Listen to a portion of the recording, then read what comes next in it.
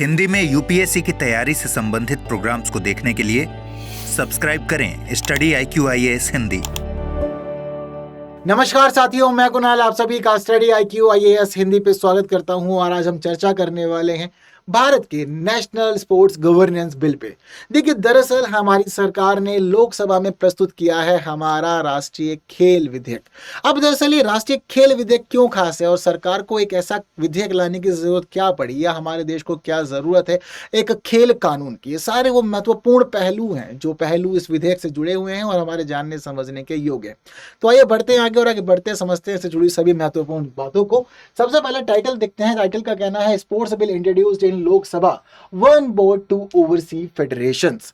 तो पता लग रहा है कि भाई फिलहाल स्पोर्ट्स बिल को इंट्रोड्यूस कर दिया गया है लोकसभा के अंदर, इनकी पेश कर दिया गया है। और यहाँ पर जो मुख्य बात सामने आ रही है वो ये है कि हमारे देश के अलग अलग खेलों के लिए जो फेडरेशंस बने हुए हैं उन सभी के ऊपर एक इंपॉर्टेंट बोर्ड बनाए जाने का निर्णय हमारी सरकार ने इस विधेयक में लिया है। फिर भी जरूरी है कि इससे जुड़ी बहुत सारी बातें हमें समझनी है, तो आइए सब पे एक बार नजर डालते हैं। तो फिलहाल खेल मंत्री मनसुख मंडाविया ने बुधवार को लोकसभा में पेश कर दिया है राष्ट्रीय खेल प्रशासन विधेयक। तो अभी पेश ही हुआ है और इससे जुड़ी सभी चीजों को हम लोग समझ रहे हैं अच्छे से। तो फिलहाल क्या उद्देश्य है, सबसे पहला और जो बड़ा प्रश्न बनता है वो यही बनता है कि सरकार को एक खेल कानून की क्या जरूरत है। वो कौन सी स्थितियां हैं जो इस विधेयक के माध्यम से, इस कानून के माध्यम से हमारी सरकार हमारे देश के सभी लोगों को, सभी खिलाड़ियों को देना चाहती। तो पहला मुख्य उद्देश्य है यहाँ पर खेलों के विकास और संवर्धन पर ध्यान देना और बढ़ावा देना। तो हमारी सरकार चाहती है कि भाई खेलों का विकास किया जाए, देश में सभी लोगों को जोड़ा जाए और उसका संवर्धन भी किया जाए। हालांकि शायद आप लोगों को याद होगा प्रॉपर, अभी कुछ दिन पहले हम लोगों ने बात की थी भारत की राष्ट्रीय खेल नीति की, और बीते दिनों ये खास चर्चा में रहा था क्योंकि हमारी सरकार ने अपनी खुद की खेल नीति प्रस्तुत की थी और काफी अच्छे से और व्यापक रूप में इस खेल नीति को प्रस्तुत किया था। तो राष्ट्रीय खेल नीति को दरअसल एक वैधानिक रूप, एक कानूनी रूप देता है हमारा ये विधेयक। जब ये कानून बन जाएगा उस स्थिति में तो हमारी इस राष्ट्रीय खेल नीति को एक कानूनी रूप देना, इसके अलावा देश भर के सभी लोगों को एक अच्छा खेल का वातावरण देना, खेल का माहौल देना, ये एक मुख्य उद्देश्य है। तो खेल के विकास पर ध्यान देना, उनके संवर्धन के लिए कार्य करना पहला उद्देश्य। दूसरा उद्देश्य है खिलाड़ियों के लिए कल्याणकारी उपायों को अपनाना जिससे कि इनको खेल के लिए एक अच्छा वातावरण मिल सके और वो काफी अच्छे से खुद को प्रस्तुत कर सके। यहाँ पर सुशासन के बुनियादी सार्वभौमिक सिद्धांतों को प्रोत्साहित करना एक अन्य उद्देश्य है। इसके अलावा ओलंपिक और खेल संचालन की नैतिकता और निष्पक्षता को बढ़ावा देना, प्रोत्साहित करना। इसके साथ साथ ही ओलंपिक चार्टर और पैरालंपिक चार्टर को अपनाना और इसके अकॉर्डिंग सभी व्यवस्था सुनिश्चित करना, अंतर्राष्ट्रीय सर्वोत्तम प्रथाओं और स्थापित विधिक मानकों का उपबंध करना, एक एकीकृत, साम्यपूर्ण और प्रभावी रीति से खेल शिकायतों और खेल विवादों का समाधान करना। ये सारे वो उद्देश्य हैं जिसकी वजह से हम ये खेल विधेयक लेकर आए हैं। हालांकि इस खेल कानून को बनाए जाने की, जब विधेयक है लेकिन कानून बनेगा जब ये पास हो जाएगा, पर हमें जरूरत क्यों पड़ रही है खेल कानून की? तो देखिए, इन सभी बातों के अलावा, ये सब चीजें जरूरी है, इन सारे जरूरी पक्षों के अलावा एक और जरूरी पक्ष है। देखिए, ये तो वो पक्ष हैं जो हमेशा से ही जरूरी रहे हैं और उनको संबोधित किया जाना चाहिए था लेकिन अब किया जा रहा है। बट इसके अलावा एक और जो महत्वपूर्ण स्थिति हमारे देश में वर्तमान में बनी हुई है जिसने हमारी सरकार को खासतौर पर प्रोत्साहित किया है कि एक खेल कानून बनाया जाए, वो है 2036 के ओलंपिक खेल। देखिए, दरअसल 2036 के ओलंपिक खेलों के लिए भारत लगातार दावेदारी पेश कर रहा है। भारत सरकार का कहना है कि 2036 के ओलंपिक भारत में ही कराए जाने चाहिए और 2036 के ओलंपिक के लिए भारत को तैयार करना ही हमारी राष्ट्रीय खेल नीति और हमारे इस खेल विधेयक का उद्देश्य। दरअसल अभी वैसे तो लगभग 11 वर्षों का समय है, बट ओलंपिक खेलों का आयोजन यूं ही किसी देश में नहीं करवा लिया जाता। उससे पहले बहुत सारे मानकों पर देश की स्थिति की जांच होती है। ये देखा जाता है कि देश में खिलाड़ियों के लिए क्या नियम है, क्या उन्होंने प्रावधान किए हुए हैं, खिलाड़ियों को कैसा वातावरण मिलता है और क्या देश के कानून कहते हैं, क्या है देश की नीतियां खेल की। और इसके अलावा ये भी देखा जाता है कि क्या वो देश ओलंपिक कराए जाने योग्य है या नहीं है। तो बहुत सारे मानक हैं, इसी वजह से अभी 11 वर्षों का समय है, लेकिन 11 वर्षों का समय पूरा नहीं बिताना है। उससे पहले जल्दी जल्दी तैयारियां कंप्लीट कर लेनी है और समय अनुसार जब घोषणा होगी 2036 के ओलंपिक खेलों के मेजबान देश की, तो उस समय तक भारत चाहता है कि वो खुद को इतनी मजबूत स्थिति से प्रस्तुत कर दे कि भारत का ही नाम चुना जाए 2036 के ओलंपिक खेलों के लिए। तो सबसे बड़ा महत्वपूर्ण रीजन वर्तमान में यही है। बाकी ये सभी जो विषय है वो भी संबोधित किए जाने जरूरी है। अब दरअसल इस विधेयक को कानून बनाकर हमारे देश की सरकार क्या क्या महत्वपूर्ण बदलाव कर देना चाहती है और क्या स्थिति हो जाएगी हमारे देश के आने वाले समय में, एक बार उन सभी बातों को भी समझते हैं। तो फिलहाल सबसे जो महत्वपूर्ण बिंदु चर्चा में है वो है राष्ट्रीय खेल बोर्ड का गठन। देखिए, दरअसल अब हमारी सरकार ये चाहती है कि एक राष्ट्रीय खेल बोर्ड का गठन किया जाए। अभी तक दरअसल हमारे देश में स्थिति ये बनी हुई है कि अलग अलग खेल के हिसाब से सबों ने अपने अपने फेडरेशन बना रखे हैं या सबके अपने अलग अलग बोर्ड बने हुए हैं।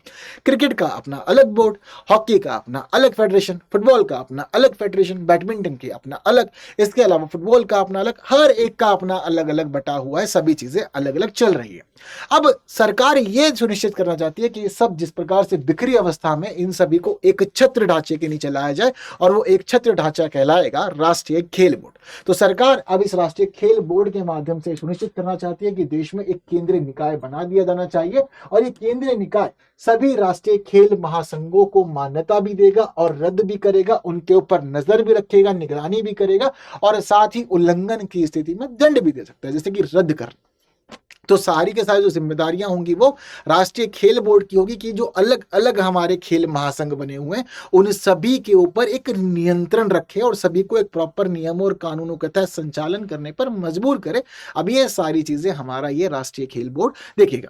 केवल बात यहीं तक ही सीमित नहीं है, बल्कि इसके अलावा अंतर्राष्ट्रीय खेल महासंघों के नियमों का देश में पालन करवाना भी अब इसी खेल बोर्ड की जिम्मेदारी होगी।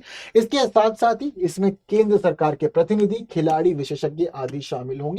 हालांकि माना जा रहा है कि ये जो राष्ट्रीय खेल बोर्ड होगा, इस खेल बोर्ड के जो सदस्य होंगे उन सदस्यों का चयन खोज और चयन समिति के माध्यम से किया जाएगा और इसमें वो सभी विशेष लोग शामिल होंगे जो खेल के क्षेत्र में अनुभवी व्यक्ति माने जाते हैं, ताकि देश का भविष्य अच्छे से निर्धारित हो सके खेल के मामले में और देश को एक अच्छा खेल का वातावरण दिया जा सके। इसी वजह से जिम्मेदारियां इस राष्ट्रीय खेल बोर्ड के हिस्से में आने वाली है। तो इंपॉर्टेंट हो जाएगा ये खेल बोर्ड और सारे देश के जितने भी अलग अलग बोर्ड या फेडरेशन बने हुए हैं स्पोर्ट के, वो सारे इसके अधीन होकर के ही अब इसके अकॉर्डिंग चलेंगे। केवल बात इतनी ही नहीं है, बल्कि हमारी देश की सरकार ने इस विधेयक में एक राष्ट्रीय खेल न्यायाधिकरण बनाने का निर्णय भी लिया है। राष्ट्रीय खेल न्यायाधिकरण यानी कि कुछ ऐसा बनाया जा रहा है जो केवल और केवल खेल से जुड़े हुए मामलों का समाधान करेगा। तो खेल से जुड़े हुए मामलों को district court, high court, supreme court में सीधा नहीं लेके जा सकते। अब सरकार ने व्यवस्था कर दी है कि आप उन सभी मामलों को लेके जाइएगा राष्ट्रीय खेल न्यायाधिकरण में।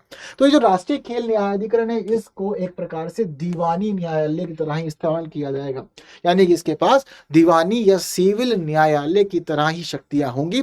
इस दौरान ये एक स्वतंत्र संस्था के रूप में काम करेगा और खेल से जुड़े हुए सभी विवाद, चाहे वो चयन का विवाद हो, चुनाव का विवाद हो, अनुशासनात्मक कार्रवाई का निपटारा करना हो, ये सारे के सारे मामले जो हैं, ये सारे के सारे मामले अब राष्ट्रीय खेल न्यायाधिकरण सुन सकता है और सबका फैसला भी कर सकता है। ये वाली बात भी ध्यान रखिएगा कि जो भी फैसला ये न्यायाधिकरण देगा वो फैसला सभी पर बाध्यकारी होगा और अगर कभी भी कोई भी व्यक्ति इस फैसले के खिलाफ अपील करना चाहता है तो वह केवल सर्वोच्च न्यायालय में ही अपील कर सकता है। इसके अलावा किसी और न्यायालय के अंदर इसके खिलाफ अपील करने की परमिशन नहीं होगी। यानी कि इस प्रकार पता चलता है कि इसका दर्जा भी काफी ऊपर है, क्योंकि इसके फैसले केवल और केवल सुप्रीम कोर्ट ही सुन सकता है और केवल कहीं और आप जाकर के इससे जुड़े हुए फैसलों के खिलाफ अपील नहीं कर सकते। तो एक मान्यता और दर्जे की स्थिति भी यहाँ पर महत्वपूर्ण दी गई है इसको।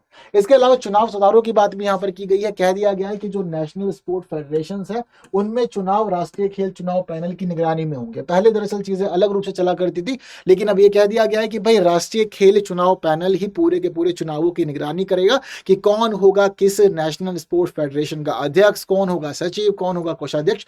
तो प्रॉपर खेल चुनाव पैनल के तहत निगरानी में सारा काम होगा और यह समझ लीजिए कि इसमें पूर्व चुनाव आयुक्त भी शामिल होंगे। तो पूर्व चुनाव आयुक्त को जिम्मेदारी दी जा सकती है इस पूरे मामले को संभालने के लिए। चुनाव पूरी तरह पारदर्शी प्रक्रिया से होंगे और निष्पक्ष रूप से संपन्न कराए जाएंगे।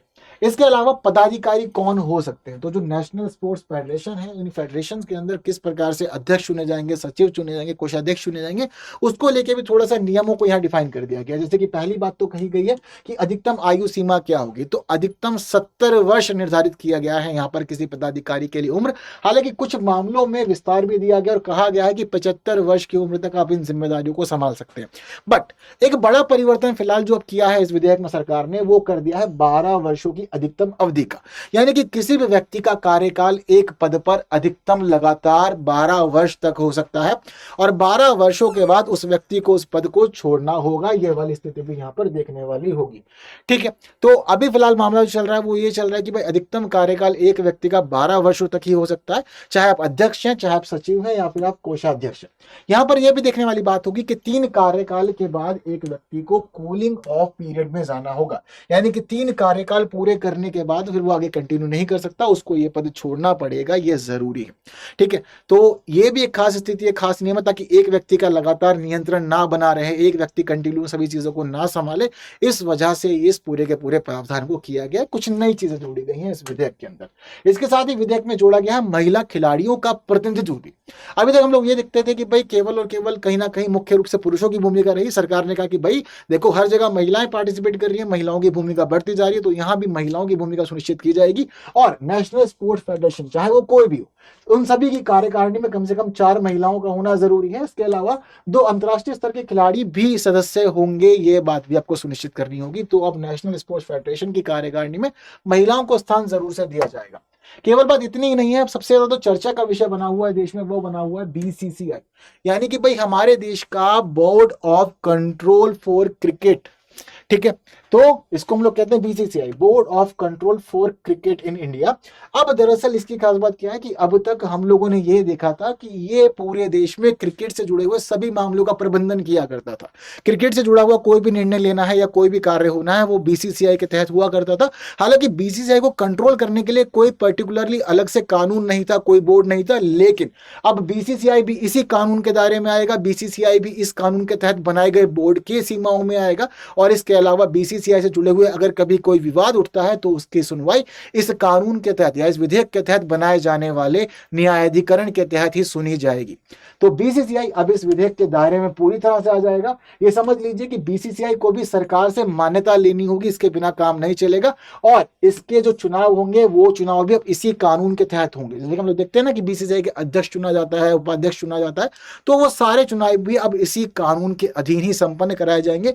एक इंपॉर्टेंट प्रावधान जो जोड़ दिया गया है वो आरटीआई का जोड़ दिया गया है। अब अगर कभी भी किसी भी व्यक्ति को कुछ भी जानना है बीसीसीआई से तो वो आरटीआई लगा सकता है और आरटीआई लगाकर बीसीसीआई से अगर कुछ पूछा जाता है तो बीसीसीआई को सभी बातों का जवाब देना होगा। ये बहुत ही ज्यादा जरूरी है। ठीक है, इसके अलावा अगली बात जो हम लोग देख रहे हैं वो बात है यहाँ पर safe sports and grievance radiation की। ठीक है, यानी कि सीधे तौर पर कह दिया गया है कि भाई खिलाड़ियों को परेशानी नहीं होगी, उनके लिए एक सुरक्षित खेल का माहौल प्रदान किया जाएगा। तो इसीलिए कहा गया है safe sport and grievance radiation, यानी कि समझ लीजिए कि खिलाड़ियों को यौन उत्पीड़न, भेदभाव, भ्रष्टाचार सभी से सुरक्षा प्रदान की जाएगी। सेफ स्पोर्ट्स पॉलिसी की परिकल्पना पूरी की जाएगी। इसके साथ ही नेशनल स्पोर्ट्स फेडरेशन को शिकायत निवारण तंत्र भी बनाना होगा, यानी कि आपके यहाँ पर जो भी डिस्प्यूट है सबके लिए शिकायत निवारण तंत्र आप बनाएंगे और अगर मामला बड़ा होगा तो फिर तो न्यायाधिकरण है ही है और न्यायाधिकरण में फिर जाकर के सारी की सारी सुनवाई होगी और वहां पर सभी चीजें कंप्लीट की जाएगी। ठीक है, इसके अलावा अगली बात जो है वो आर्थिक पारदर्शिता की और आरटीआई की, यानी कि जितने भी हमारे नेशनल स्पोर्ट फेडरेशन हैं उन सभी को अपना वार्षिक ऑडिट भी देना पड़ेगा।